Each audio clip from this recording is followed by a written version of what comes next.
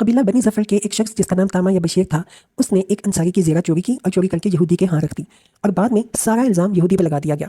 जब चोरी का मुकदमा हज़ूर पाक की अदालत में दर्ज किया गया तो बनी ज़फ़र कबीला के लोगों ने इल्ज़ाम यहूदी पर लगा दिया और इस मुकदमे की ज़ाहिरी कहानी सुनकर हो सकता था कि हज़ूर पाक बनी ज़फ़र की हमायत में फैसला कर दें और जिस अंसारी की ज़ेरा चोरी की गई है उसको तंबीह करें कि तुमने बनी ज़फ़र के तामा या बशीर नाम के शख्स पर गलत इल्ज़ाम लगाया है। लेकिन अल्लाह ताला ने ये सारी बात हज़ूर पाक को वही के ज़रिए बता दी कि तामा या बशीर नाम के शख्स ने अंसारी की ज़रा चोरी की है और चोरी करने के बाद यहूदी के यहाँ रखवा दी है। अब तामा या बशीर जिसका ताल्लुक बनी ज़फ़र से है, वो और उसके घर वाले, उसके दोस्त अहबाब सब यहूदी पर इल्ज़ाम लगा रहे हैं और अपने बंदे को बचाने की कोशिश कर रहे हैं। ये बात अल्लाह ताला ने हज़रत पाक को वही के ज़रिए बता दी। अल्लाह ताला फरमाते हैं, वलौला फदलुल्लाहि अलैका व रहमतुहु लहम्मत ताइफतुम मिनहुम अन युदिल्लूक।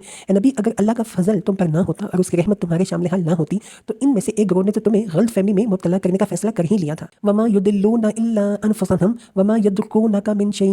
हालांकि दर हकीकत वो खुद अपने सिवा किसी को गलतफहमी में मुब्तला नहीं कर रहे थे और तुम्हारा कोई नुकसान ना कर सकते थे।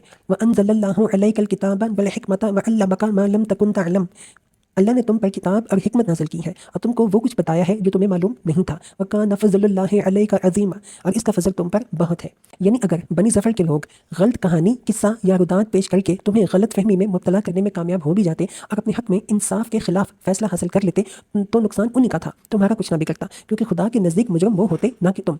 जो शख्स हाकिम को धोखा देकर अपने हक में गलत फैसला हासिल करता है वो दरअसल खुद अपने आप को इस गलत फहमी में मुब्तला करता है कि इन तदबीरों से हक उसके साथ हो गया है। हालांकि एक्चुअली अल्लाह के नज़दीक हक जिसका है उसी का रहता है और फरेब खुर्दा हाकिम के फैसले से, यानी वो हाकिम जिसको आपने धोखा दिया, गलत कहानी सुनाई और फैसला अपने हक में करवा लिया, उसके फैसले से हकीकत पर कोई असर नहीं पड़ता। एक्चुअली जब कोई शख्स किसी का माल गलत तरीके से खाता है तो इसमें अल्लाह ताला उसके बारे में हदायत दे रहे हैं, तंबीह कर रहे हैं कि हाकिमों को रिश्वत देकर नाजायज़ फ़ायदा उठाने की कोशिश ना करो। जब तुम जानते हो कि माल दूसरे शख्स का है तो सिर्फ इसलिए कि उसके पास अपनी ऑनरशिप या मिल्कियत का कोई प्रूफ या सबूत नहीं है, या इस वजह से कि किसी हेरा फेरी से ईंच पींच से तुम उस माल को खा सकते हो, उसका मुकदमा अदालत में ना लेके जाओ। हो सकता है कि जज या हाकिम अदालत कहानी सुनकर, मुकदमे की रुदात सुनकर तुमको माल दिलवा दे, मगर हाकिम का ऐसा फैसला, डिसीजन दरअसल गलत बनाई हुई कहानी, किस्सा, रुदात से धोखा खा जाने का नतीजा होगा। इसलिए अदालत से इसकी मिल्कियत, ऑनरशिप का हक हासिल करने के बावजूद हकीकत में तुम इसके जायज़ मालिक नहीं बन जाओगे।